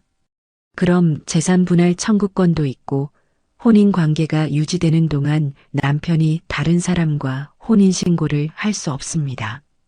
변호사님이 설명해 주셨습니다. 가슴이 두근거렸습니다. 제게도 무기가 있다는 뜻이었습니다. 그리고 만약 남편이 혼인 중에 다른 여자와 관계를 맺었다면 위자료 청구도 가능합니다. 변호사님이 덧붙였습니다. 정말요? 저는 눈이 커졌습니다. 네, 다만 증거가 필요합니다. 사진이나 증언 같은 것들이요. 변호사님이 말씀하셨습니다. 저는 생각에 잠겼습니다. 증거를 어떻게 모아야 할까요? 일단 남편 명의 재산부터 조사해 볼까요? 통장, 부동산, 주식 같은 것들 말입니다. 변호사님이 제안하셨습니다. 네, 좋습니다. 저는 동의했습니다. 변호사님은 서류를 꺼내며 말씀하셨습니다. 그럼 먼저 이 위임장에 서명해 주세요. 제가 부인을 대리해서 진행하겠습니다. 저는 서류를 받아 읽어봤습니다. 내용을 확인하고 서명하려는 순간이었습니다. 변호사님 책상 위에 다른 서류 몇 장이 놓여 있었습니다.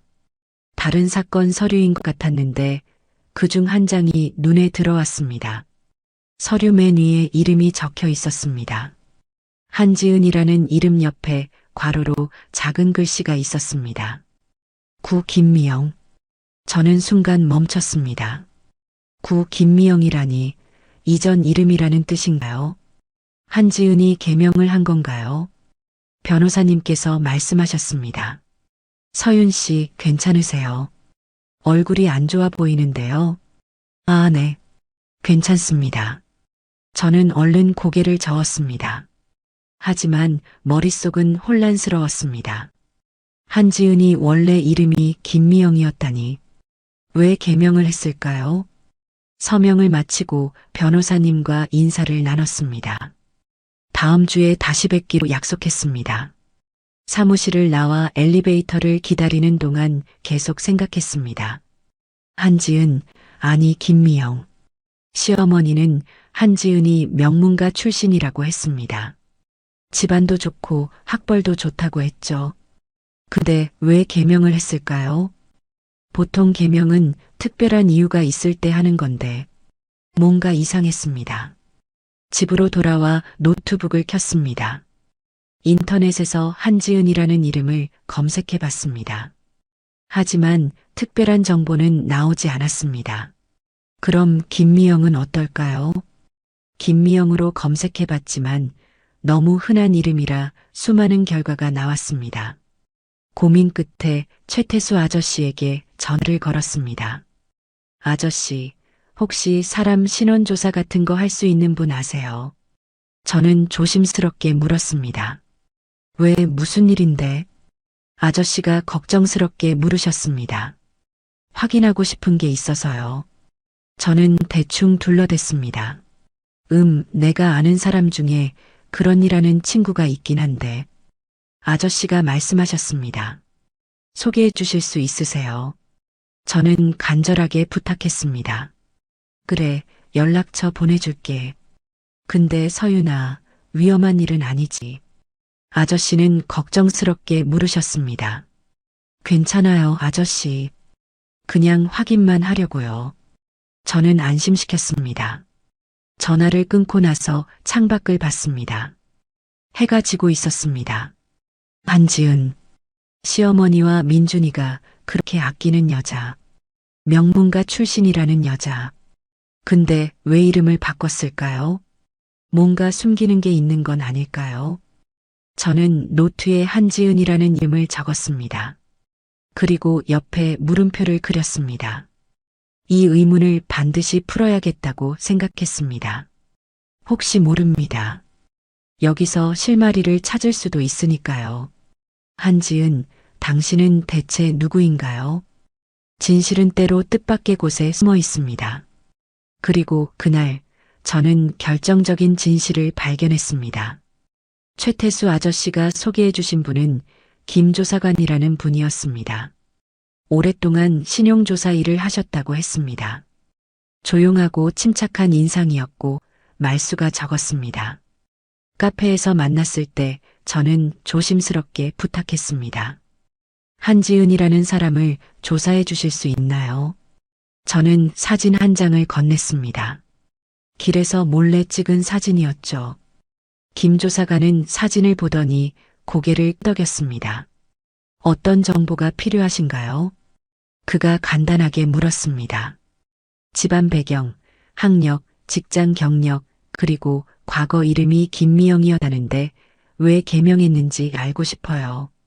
저는 준비해온 메모를 보며 말했습니다. 김 조사관은 메모를 받아 적었습니다. 일주일 정도 시간을 주세요. 그가 말했습니다. 알겠습니다. 저는 고개를 숙였습니다. 조사 비용을 지불하고 카페를 나왔습니다. 이제 기다리는 수밖에 없었습니다. 그 일주일이 정말 길게 느껴졌습니다. 매일 아침 눈을 뜨면 제일 먼저 휴대폰을 확인했습니다.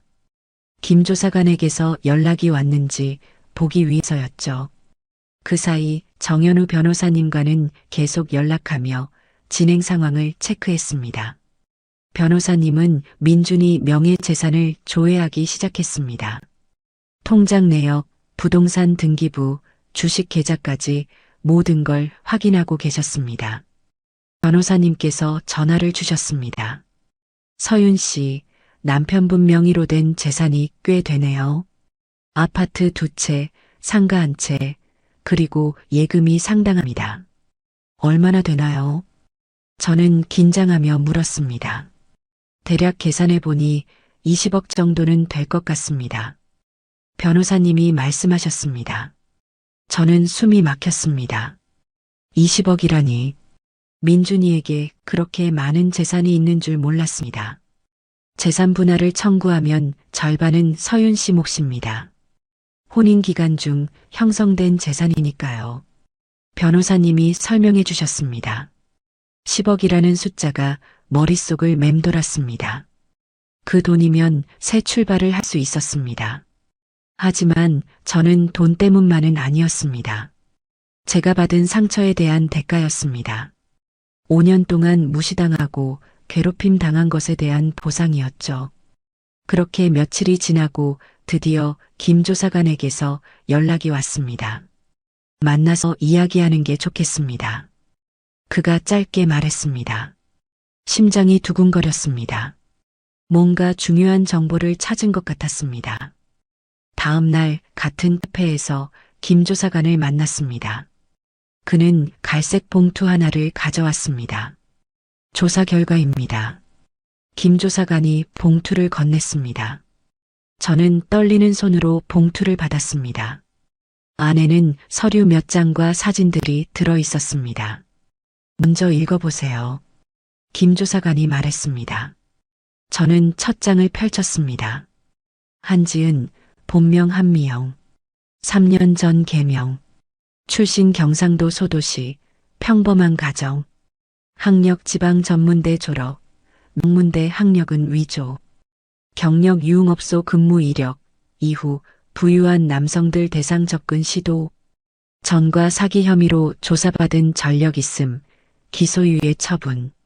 저는 눈을 크게 떴습니다. 이게 무슨 말인가요? 김 조사관이 설명하기 시작했습니다. 한지은 씨는 약 5년 전부터 부유한 남성들에게 접근해 금전을 얻어내는 수법을 써왔습니다. 주로 명문대를 나왔다거나 재력가 집안 출신이라고 속이는 방식이죠. 저는 말문이 막혔습니다. 3년 전에 사기 혐의로 경찰 조사를 받았습니다. 한 사업가에게 투자금 명목으로 큰 돈을 받아 달아난 사건이었죠. 다만 피해자가 합의해줘서 기소유예로 끝났습니다. 김 조사관이 서류를 넘기며 말했습니다. 그럼 명문가 출신이라는 건 다 거짓말이었나요? 저는 떨리는 목소리로 물었습니다. 네, 완전히 위조한 신분입니다. 학력도 가짜 졸업장을 만들었고 집안 배경도 꾸며낸 겁니다. 김 조사관이 단호하게 말했습니다. 그럼 임신은요? 아기는 진짜인가요? 저는 급하게 물었습니다. 임신은 진짜입니다. 병원 기록을 확인했습니다. 현재 임신 6개월이고 아기 아버지는 강민준 씨가 맞는 것으로 보입니다. 김 조사관이 대답했습니다. 저는 숨을 깊게 들이쉬었습니다. 머리가 복잡했습니다. 더 있습니다. 김 조사관이 사진 몇 장을 꺼냈습니다. 사진 속에는 한지은이 다른 남자와 함께 있는 모습이 담겨 있었습니다. 민준이가 아닌 다른 남자였습니다. 이 남자는 누구예요? 저는 물었습니다. 강태호라는 사람입니다. 한지은 씨의 전 남자친구로 추정됩니다. 두 사람은 아직도 가끔 만나고 있습니다. 김 조사관이 설명했습니다. 전 남자친구요.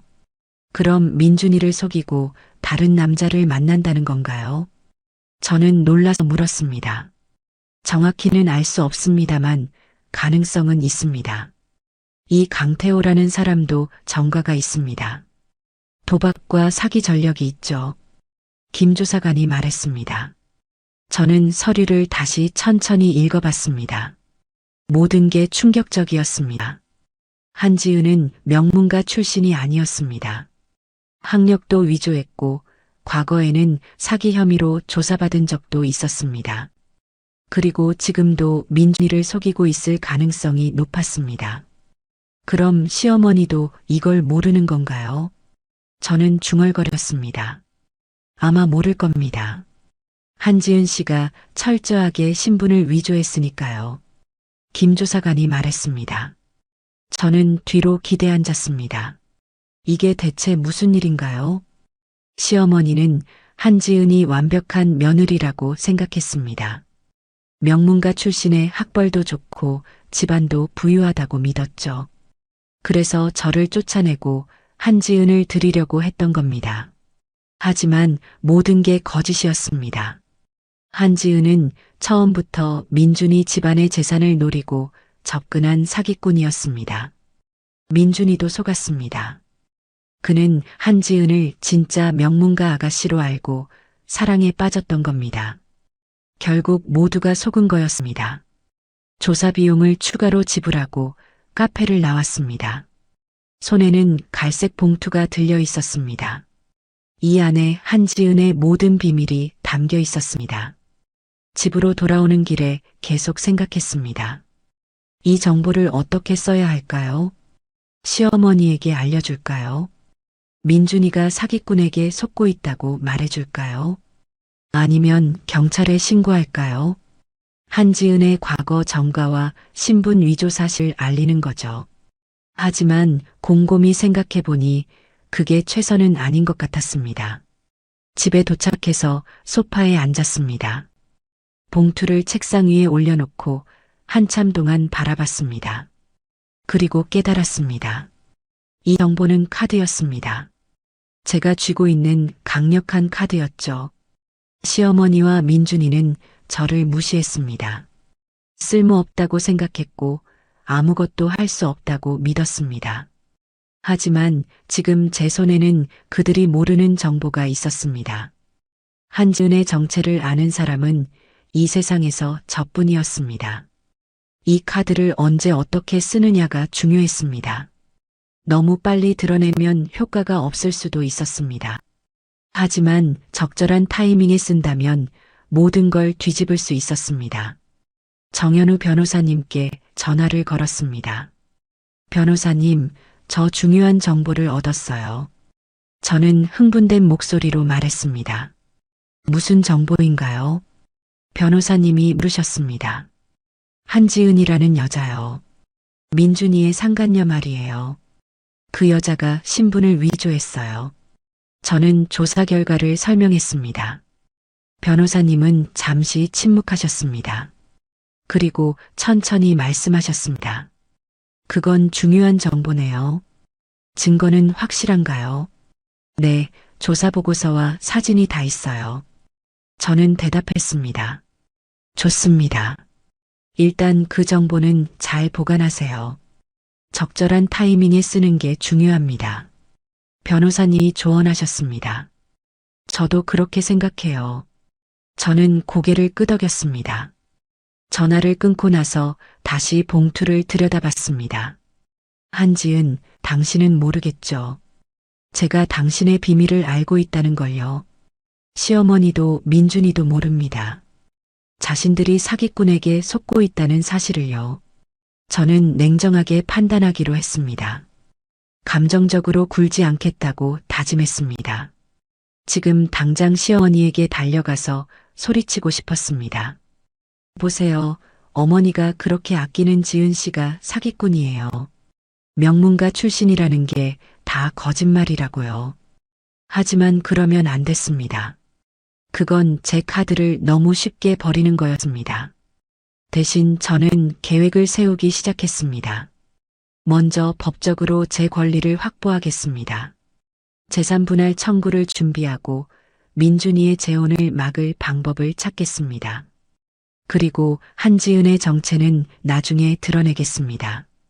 가장 효과적인 타이밍이에요. 노트를 꺼내 계획을 적었습니다.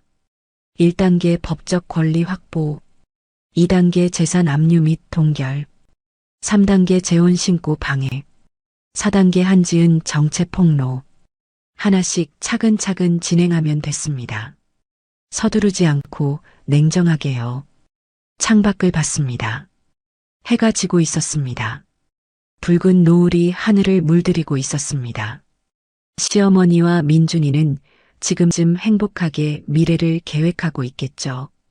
한지은과 함께 새 가정을 꾸미는 꿈을 꾸고 있을 겁니다.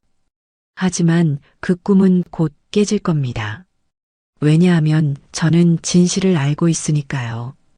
그리고 그 진실은 제가 원하는 타이밍에 드러날 겁니다.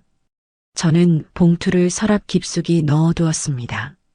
안전하게 보관해야 했습니다. 이제 다음 단계로 넘어갈 시간이었습니다. 변호사님과 함께 법적 절차를 진행하고 민준이의 재산을 묶어놓고 재혼을 막아야 했습니다. 한지은의 정체는 그 다음이었습니다. 마지막 카드로 남겨두겠습니다.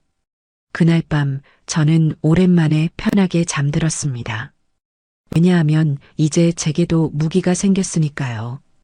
그리고 그 무기를 어떻게 쓸지 알고 있었으니까요. 조용히 하지만 확실하게 빼앗기로 했습니다. 소리 지르지 않고 하나씩 천천히요. 정현우 변호사님과의 두 번째 미팅이 있었습니다. 변호사님은 민준이 명예재산 목록을 정리해 오셨습니다. 책상 위에 서류를 펼치며 설명하기 시작하셨습니다.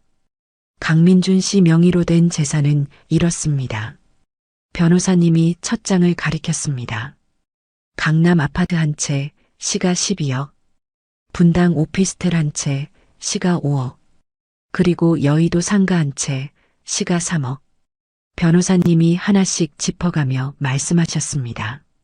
저는 숨을 죽이고 들었습니다. 그리고 예금이 약 2억, 주식이 1억 정도 됩니다. 총 23억 정도네요.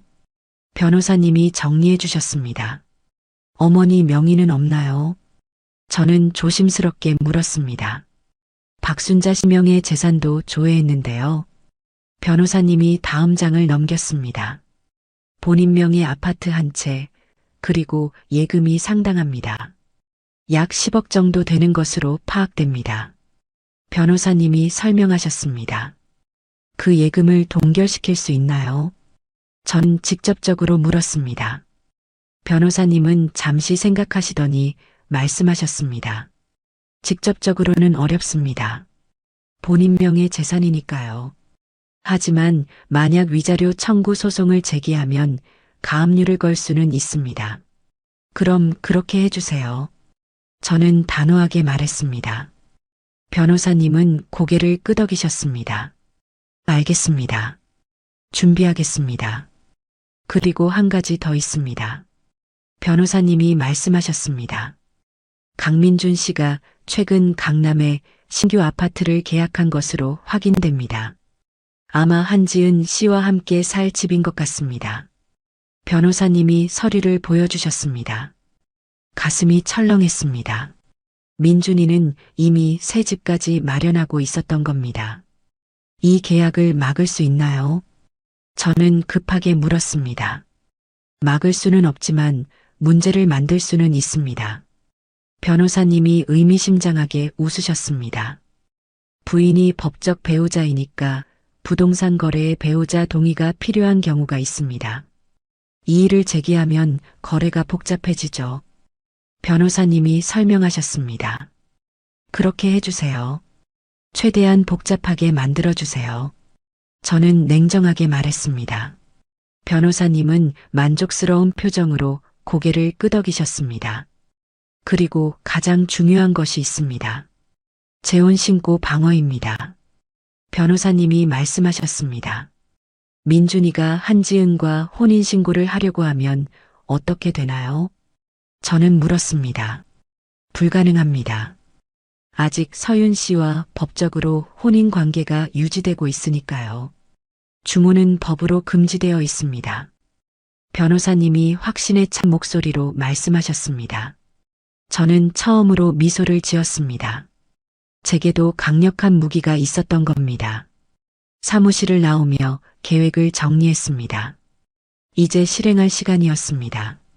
먼저 민준이의 새 아파트 계약에 이의를 제기했습니다. 변호사님이 부동산에 공문을 보냈습니다. 법적 배우자로서 동의하지 않는다는 내용이었죠. 며칠 후 변호사님에게서 연락이 왔습니다. 부동산에서 난리가 났다고 합니다.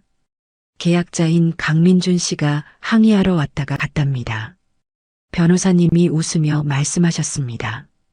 좋네요. 저는 만족스럽게 대답했습니다. 다음은 시어머니의 예금이었습니다. 변호사님이 위자료 청구 소송을 제기하고 가압류 신청을 했습니다. 시어머니가 저를 모욕하고 정신적 고통을 줬다는 이유였습니다. 법원에서 가압류 결정이 났습니다.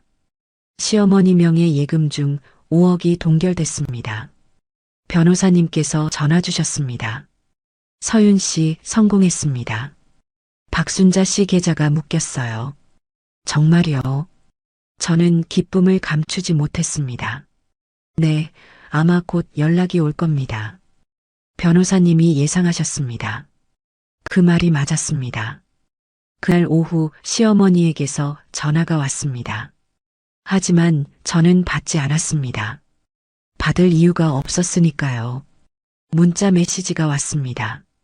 서윤아, 당장 전화해. 지금 무슨 짓을 한 거야? 시어머니의 화난 목소리가 글자로 전해졌습니다. 저는 문자를 읽고 삭제했습니다. 대답할 필요가 없었습니다. 그리고 마지막 단계였습니다. 한지은의 정체를 흘리는 것이었죠. 하지만 직접 나서면 안 됐습니다. 익명으로 해야 했습니다. 최태수 아저씨에게 부탁했습니다. 아저씨, 제가 부탁 하나만 드려도 될까요? 저는 조심스럽게 말씀드렸습니다. 뭔데 말해봐. 아저씨가 친절하게 대답하셨습니다. 편지 한 통을 전해주실 수 있으세요? 익명으로요. 저는 설명했습니다. 누구한테? 아저씨가 물으셨습니다. 민준이 어머니한테요. 저는 대답했습니다. 아저씨는 잠시 침묵하시더니 말씀하셨습니다. 위험한 일 아니지. 아니에요. 그냥 사실을 알려주는 거예요. 저는 안심시켰습니다. 알았어. 그럼 편지 써서 가져와. 아저씨가 동의하셨습니다. 저는 편지를 정성껏 썼습니다. 박순자 여사님께 한지은이라는 여자에 대해 알려드릴 게 있습니다. 그녀의 본명은 김미영입니다. 3년 전 개명했습니다. 명문대 학력은 위조입니다. 지방 전문대 출신입니다. 재력가 집안 출신이라는 것도 거짓입니다. 평범한 가정 출신입니다. 과거 사기 혐의로 경찰 조사를 받은 전력이 있습니다. 확인해 보시기 바랍니다. 진실을 아는 사람 올림. 편지를 봉투에 넣고 최태수 아저씨께 전달했습니다. 아저씨는 며칠 후 시댁 우편함에 넣어주셨다고 연락 주셨습니다. 이제 기다리는 일만 남았습니다. 며칠이 지났습니다. 저는 조용히 일상을 보냈습니다. 하지만 마음속으로는 계속 시댁 상황을 궁금해했습니다. 그러던 어느 날 최태수 아저씨에게서 전화가 왔습니다. 서윤아, 내가 알아야 할 것 같아서 전화했어. 아저씨가 조심스럽게 말씀하셨습니다. 무슨 일이세요? 저는 물었습니다. 내 친구가 그 동네에 살거든. 오늘 강민준네 집에서 큰 소리가 들렸대. 박순자 씨랑 한지은 씨가 싸우는 것 같았다고 하더라. 아저씨가 전해주셨습니다. 가슴이 두근거렸습니다. 시작됐구나 생각했습니다. 그리고 며칠 후 또 다른 소식이 들려왔습니다. 이번에는 변호사님께서 전화 주셨습니다. 서윤 씨, 재미있는 소식이 있습니다. 변호사님이 말씀하셨습니다. 뭔데요? 저는 궁금해서 물었습니다. 강민준 씨가 구청에 혼인신고를 하려고 갔다가 거절당했답니다. 이미 혼인 관계가 유지 중이라는 이유로요. 변호사님이 웃으며 말씀하셨습니다. 저는 미소를 지었습니다. 계획대로 진행되고 있었습니다. 민준이는 당황했을 겁니다. 새 집도 계약이 꼬이고 재혼도 안 되고 어머니 돈까지 묶였으니까요. 그리고 설상가상으로 시어머니는 한지은을 의심하기 시작했을 겁니다. 익명의 편지 때문에요. 저는 상상했습니다. 시댁에서 벌어지고 있을 혼란을요. 시어머니는 한지은을 추궁했을 겁니다. 내 학력이 가짜라는데 사실이야. 과거에 사기 혐의로 조사받았다는데 맞아. 그렇게 따져 물었겠죠. 한지은은 부인했을 겁니다. 아니에요, 어머님. 다 거짓말이에요. 누가 저를 모함하는 거예요. 그렇게 발뺌했겠죠. 하지만 시어머니는 의심을 거두지 않았을 겁니다. 한번 생긴 의심은 쉽게 사라지지 않으니까요. 민준이는 둘 사이에 끼어서 힘들었을 겁니다. 어머니와 연인 사이에서 어떻게 해야 할지 몰랐겠죠. 저는 그 모든 상황을 조용히 지켜봤습니다. 직접 나설 필요가 없었습니다. 그들이 스스로 무너지고 있었으니까요. 어느 날 저녁 혼자 와인 한 잔을 따라 마셨습니다. 창밖을 보니 도시의 불빛이 반짝이고 있었습니다. 저 어딘가에서 민준이와 한지은, 그리고 시어머니가 혼란 속에 있었습니다. 저를 무시하고 버렸던 그들이 이제는 제가 만든 상황 속에서 허우적대고 있었습니다. 기분이 이상했습니다. 복수의 쾌감이라고 해야 할까요? 아니면 정의가 실현되는 만족감이라고 해야 할까요? 하지만 동시에 허전하기도 했습니다. 이게 끝은 아니었으니까요. 아직 마지막 단계가 남아 있었습니다. 휴대폰을 꺼내 민준이에게 문자를 보냈습니다. 오랜만에 보내는 문자였습니다. 민준 씨, 요즘 힘드시죠?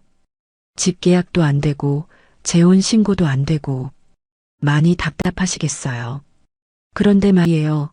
이제 시작이에요. 법적으로 저는 아직 당신 아내예요. 그리고 그 사실은 앞으로도 쉽게 바뀌지 않을 거예요.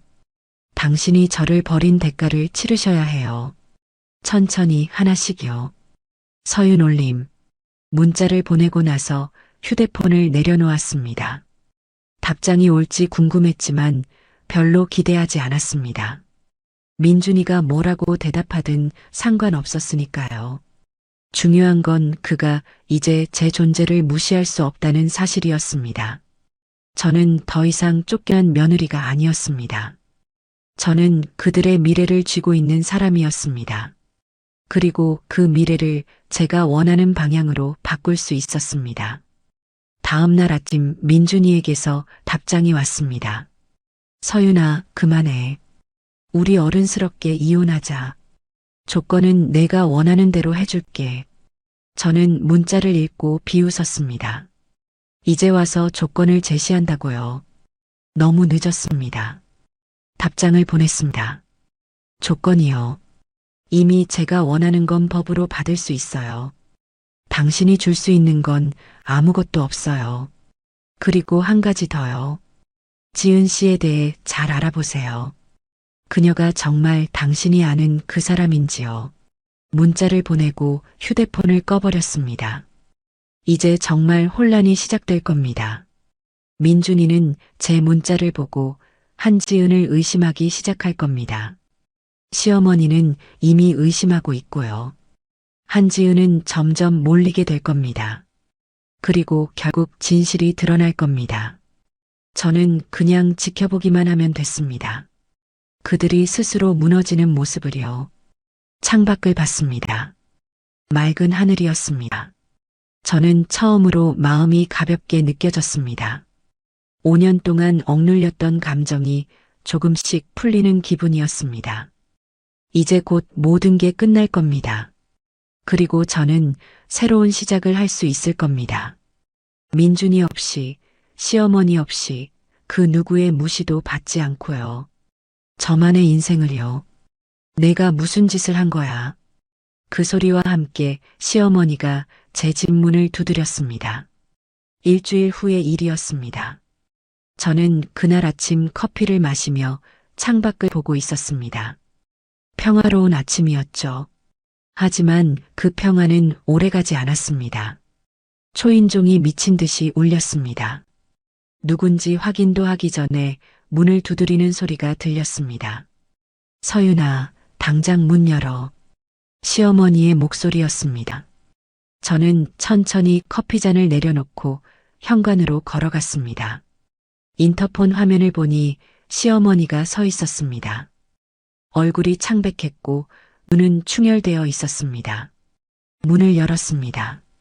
시어머니는 거칠게 안으로 들어왔습니다. 어머니, 안녕하세요. 저는 침착하게 인사했습니다. 안녕하긴 무슨 안녕해. 시어머니가 소리쳤습니다. 내가 지금 무슨 짓을 한 거냐고. 내 통장을 왜 묶어놨어. 민준이 집 계약은 왜 방해한 거야.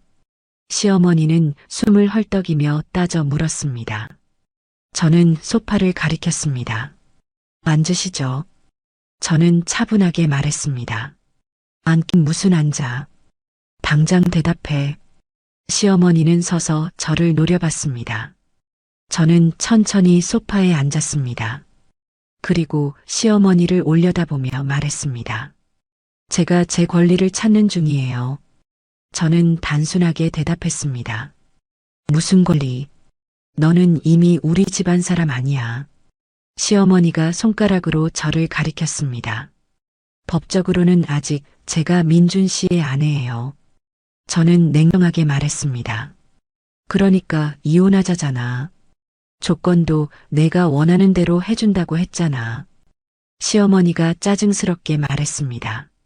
저는 고개를 저었습니다. 이미 늦었어요. 뭐가 늦어? 시어머니가 물었습니다. 제가 원하는 건 조건이 아니에요. 저는 천천히 말했습니다. 그럼 뭐야? 도대체 뭘 원하는 거야? 시어머니가 다급하게 물었습니다. 제 인생을 돌려받는 거예요.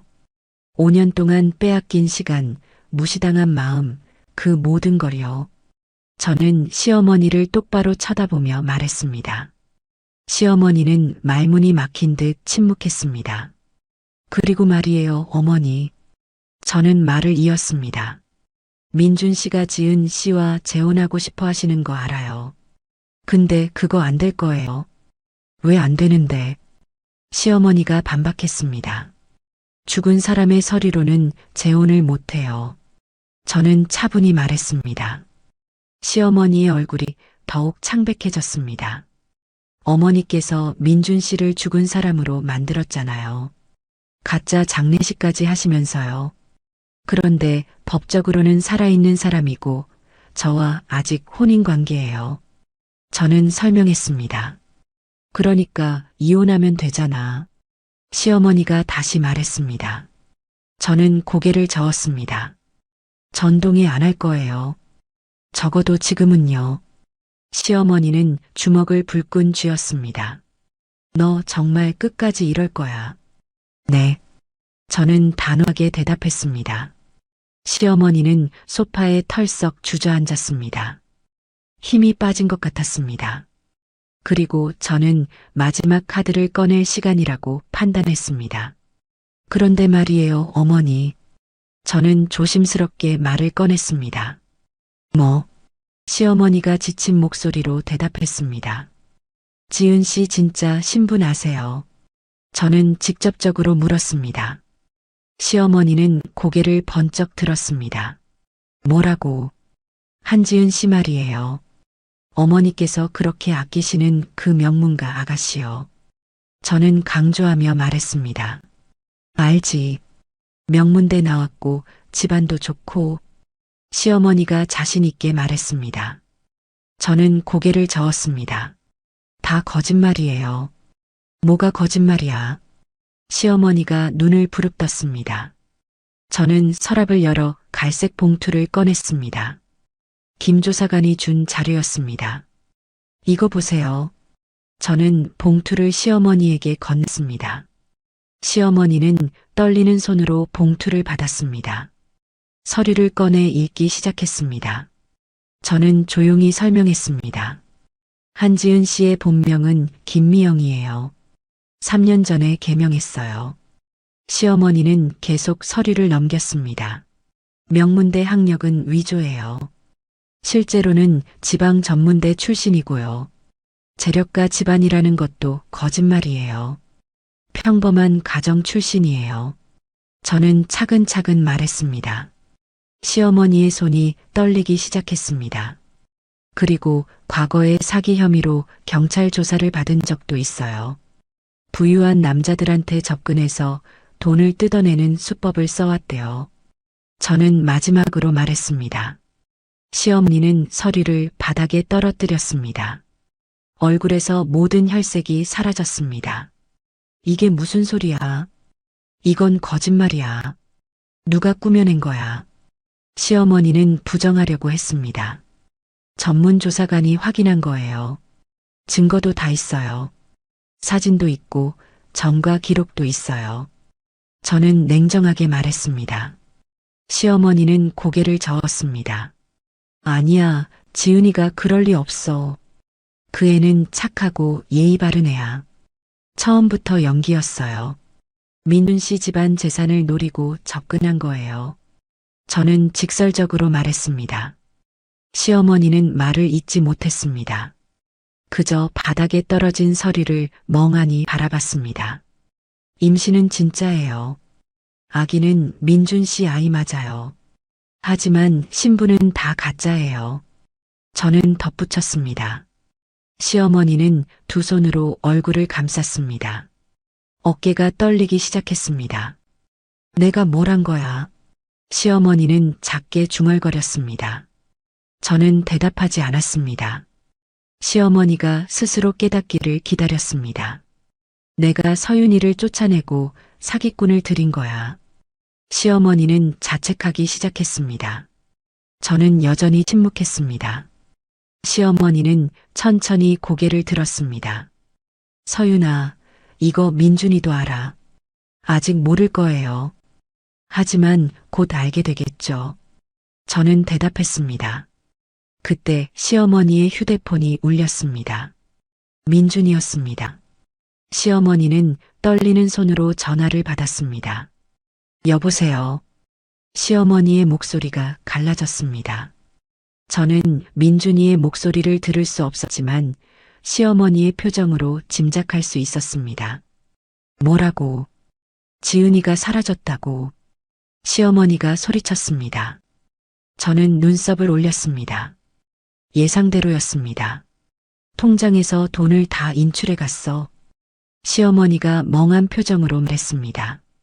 한지은은 도망간 겁니다. 상황이 불리해지자 돈을 챙겨 사라진 거죠. 시어머니는 전화를 끊었습니다. 그리고 저를 바라봤습니다. 눈에는 후회가 가득했습니다. 내가 잘못했어. 시어머니는 작게 말했습니다.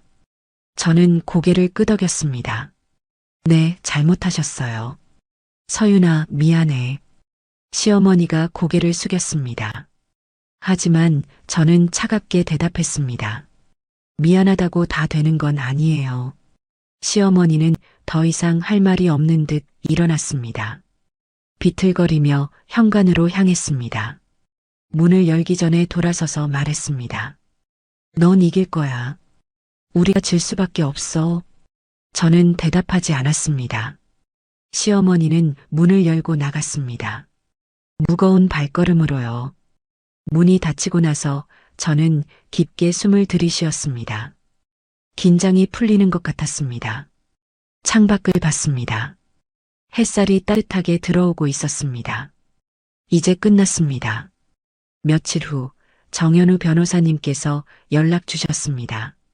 서윤 씨, 강민준 씨 측에서 이혼 합의를 제안해 왔습니다.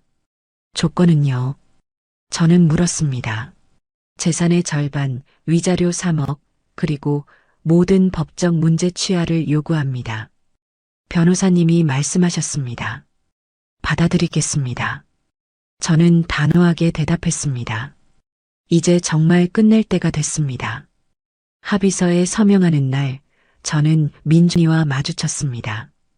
변호사 사무실에서였습니다. 민준이는 많이 초췌해져 있었습니다. 며칠 사이에 늙은 것 같았습니다. 서윤아, 민준이가 조심스럽게 불렀습니다. 저는 그를 쳐다봤습니다. 말하세요. 미안해. 민준이는 짧게 말했습니다. 저는 쓴웃음을 지었습니다. 이제 와서 미안하다고 하시네요. 정말 미안해. 내가 멍청했어. 민준이는 고개를 숙였습니다. 네, 멍청하셨죠. 사기꾼한테 속고 5년 동안 함께한 아내를 버리고. 저는 냉정하게 말했습니다. 민준이는 대답하지 못했습니다. 합의서에 서명했습니다. 민준이도 서명했습니다. 이제 법적으로도 남남이 됐습니다. 사무실을 나오며 민준이가 뒤에서 불렀습니다. 서윤아. 저는 돌아보지 않고 대답했습니다. 더 이상 할 말 없어요. 그리고 엘리베이터에 올라탔습니다. 집으로 돌아오는 길에 멈춰 섰습니다. 공원 벤치에 앉았습니다. 가방에서 작은 케이스를 꺼냈습니다. 결혼 반지가 들어 있었습니다. 반지를 손에 올려놓고 한참 바라봤습니다. 7년의 세월이 담긴 반지였습니다. 하지만 이제는 필요 없었습니다. 공원 안에 작은 연못이 있었습니다. 저는 연못가로 걸어갔습니다. 반지를 마지막으로 한 번 더 보고 연못에 던졌습니다. 반지는 물속으로 가라앉았습니다. 잔물결이 일었다가 곧 잔잔해졌습니다. 이제 끝났습니다. 과거와의 연결고리가 사라졌습니다. 저는 깊게 숨을 들이쉬었습니다. 공기가 달랐습니다. 더 맑고 가벼웠습니다. 하늘을 올려다봤습니다. 푸른 하늘에 구름이 천천히 흘러가고 있었습니다. 이제 제 인생을 살겠습니다. 누구의 며느리도 누구의 아내도 아닌 그냥 서윤으로 말이에요. 최태수 아저씨께서 알려주신 대로 아버지가 남기신 땅은 좋은 가격에 팔렸습니다. 그 돈으로 작은 카페를 열기로 했습니다. 오랜 꿈이었습니다. 새로운 동네, 새로운 사람들, 새로운 시작이었습니다. 카페 인테리어를 하는 날 최태수 아저씨가 찾아오셨습니다. 잘하고 있구나. 아저씨가 환하게 웃으며 말씀하셨습니다. 네, 아저씨. 덕분에 다시 일어설 수 있었어요. 저는 진심으로 감사했습니다. 너희 아버지가 하늘에서 기뻐하실 거야. 아저씨는 제 어깨를 토닥이셨습니다. 카페 문을 여는 날 많은 사람들이 찾아왔습니다. 새로운 얼굴들, 새로운 인연들이었습니다. 저는 그들에게 따뜻한 커피를 내어주며 미소 지었습니다.